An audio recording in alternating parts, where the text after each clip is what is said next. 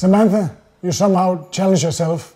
We very much enjoyed the video with the day of your life, but there's a little sequence when you were having the salmon that didn't exactly look extremely delicious.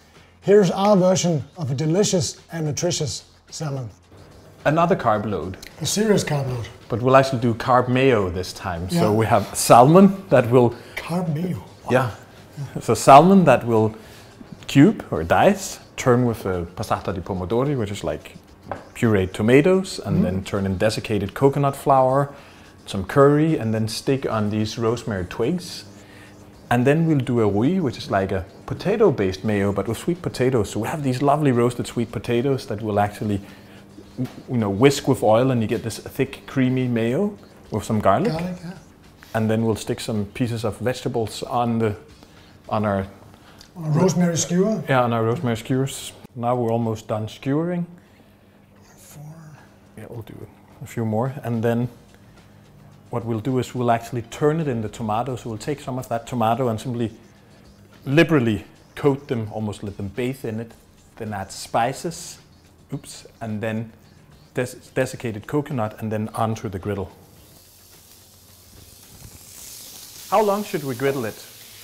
Yeah, as we saw on Samantha's salmon, you have these little white dots. This is protein coming out of the fish, and a very, very definite sign that the salmon is prepared too long. Yeah. So we only want to give them like 2.5 minutes on each side, so that the fish is almost raw inside. I would say that around between 45 and 50 degrees inside. Yeah. Maybe a little less. So, making our carb mayo, which is just sweet potatoes that have been roasted, and then adding plenty of olive oil and just working that in there. So you simply whisk it until you get this thick, creamy mixture. You do it little by little in order for the sweet potatoes to obtain and emulsify with the olive oil.